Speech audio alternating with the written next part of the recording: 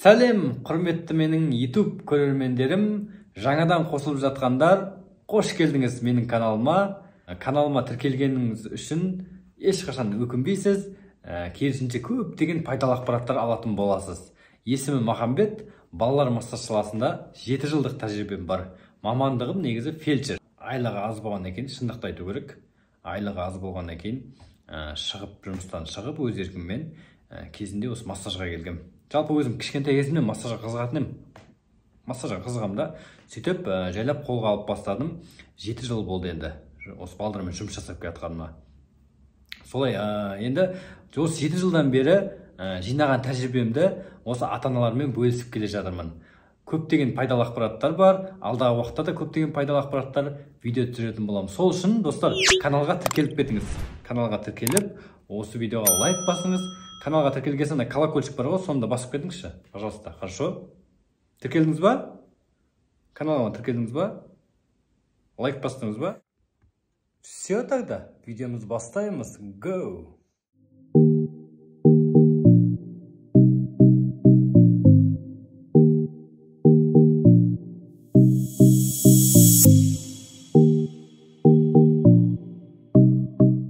Достар, бүгінгі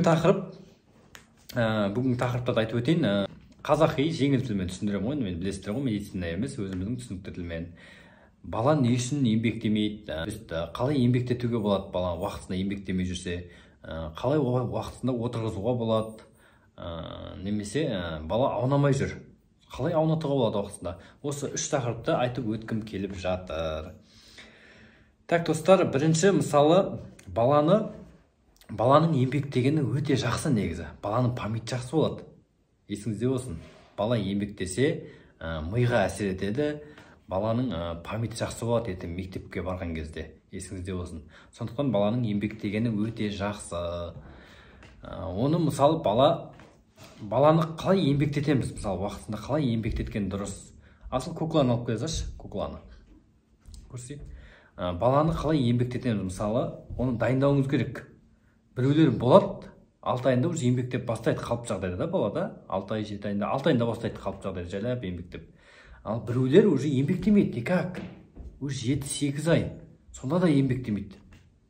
Естігесіз бе сондай балдар? Сіздің балаңыз неше айында еңбектеді айтпақшы? Жазып кетіңізші комментарийға. Сіздің балаңыз неше айында еңбектеді? Дәл қазір видеоны паузаға қойып комментарийға жазыңызшы. Мен бәрін қарап оқып отырамын. Негіз көп балдар уақытында еңбектемейді екен. 6 айдан өтіп, 7 айында еңбектейді екен да, соған ғой тұтқаным. Баланы бірінші жалпы ішпен жатқызу керек. Туылғаннан бастап, мысалы өзіңіз енді емізіп боласыз ғой баланы. Емізіп болғаннан кейін кішкене көтеріп, кекіртіп, содан кейін ішпен жатқызу керек баланы. Кішкене баланы емізіп болғаннан кейін кішкене ұстайсыз ғой енді. Кекіртіп, ішпен жатқызсаңыз, жайлап үйрету керек ішпен жатқызып. Бала уже туылғаннан бастап, уже 2 ай, 4 ай уже бала ішпен жатып үйренеді. Содан кейін бала ішпен жатып үйренгеннен кейін бала уақытысында еңбектейтін болады. Түсінесіз ба?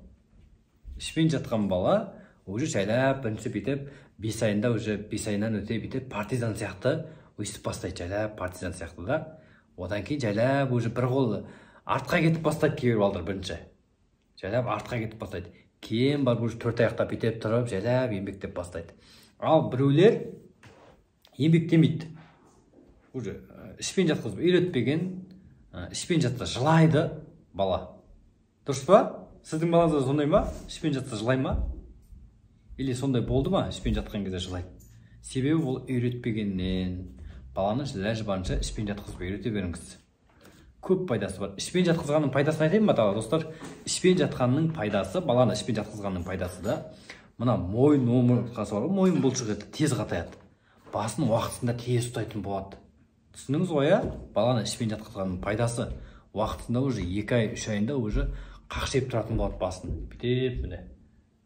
Мойын бұлшық еті тез қатаяды да өйткенше, түсіндіңіз ғой, мойын бұлшық еті тез қатаяды. Және де мына бел омыртқасы тез қатаяды, бел де тез қатаяды. Түсінесіз ба? Белі де тез қатаяды уже. Уже ішпен жатқаннан кейін 5 айында бүйтіп уже ЛФК өз-өзіне гимнастика жасайды да бала. Өз-өзіне гимнастика жасайды. Уақытында отыратын болады. Анауына келсе, ана буква бар ғой. Көрсейші. Ау? Прямо емес, видео ғой. Достар, сол бала егер уже 6 айында еңбектеп бастау керек. Егер бала уже 6 айынан өтіп кетті, уже 7 ай, уже 8 ай болып жатыр уже. Бірақ әлі еңбектеуге уашым әрекеті жоқ. Ондай жағдайда өзіңіз еңбектетуге не қыласыз? Прием жасайсыз, еңбектетудің әдісі бар өзі. Міне, бірінші кәдімгі сүлгі бар ғой, кәдімгі сүлгі. Простина немесе соны жаясыз. Кішкене бүктеп жерге жаясыз. Сосын жерге жаясыз да, сүлгі немесе простина. Сосын баланы ішпен жатқызасыз. Баланы кеудесімен жерге сүлгінің ортасына жатқызасыз да. Сосын екі жағынан сүлгіні ұстайсыз да, беті көтересіз да, жайлап алға қарай ұмтылдырасыз уже. Көрдіңіз ғой, уже еңбектеуге сіз көмектесесіз. Еңбектеуге, баланың еңбектеуіне сіз өзіңіз уже көмектесесіз. Түсіндіңіз ғой, баланың еңбектеуіне сіз көмектесесіз. Солай тез еңбектетіп жіберуге болады. Еңбектетудің тақырыбын түсіндіңіздер деп ойлаймын. Егер балаңыз еңбектемей жүрсе, осы әдісті қолданыңыз. Ал егер уже бала отыруды айтайын, достар. Отыру, бала уже 6-7 айында жайлап отырып бастау керек. Бала 6-7 айында отырып бастау керек. Уже 7,5-8 ай.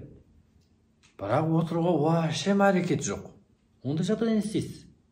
Ондай жағдайда баланың беліне массаж жасалады.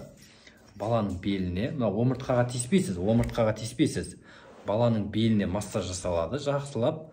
Одан кейін массаж жасап болғасын, баланың беліне ЛФК жасайсыз, гимнастика. Міне, тізесінен ұстайсыз, осылай, достар, міне, мұқият қарап отырыңыз.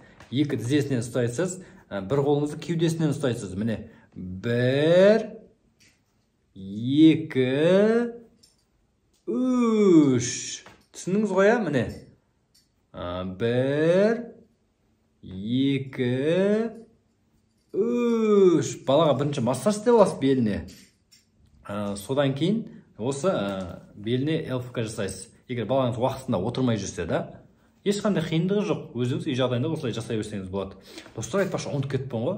Каналға тіркелдіңіз ба сіз? Каналға тіркелдіңіз ба? Подписаться деген батырманы бастыңыз ба? Колокольчикті басып қойдыңыз ба тіркелгенсін?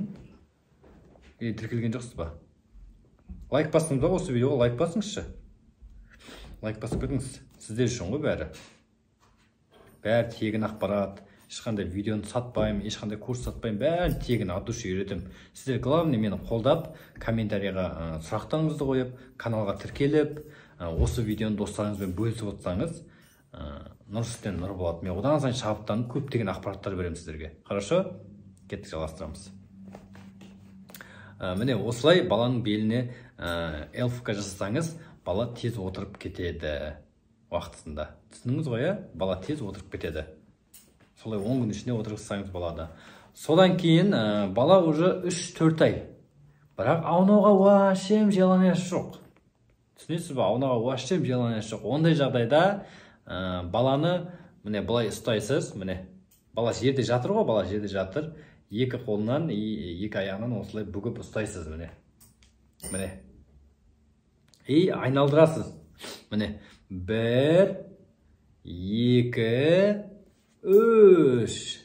1, 2, 3.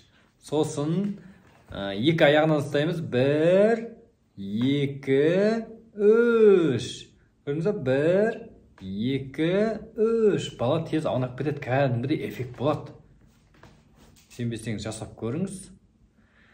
Солай, достар, бүгінгі қарапайым тақырыптар деп ойлаймын, түсінікті болды деп ойлаймын.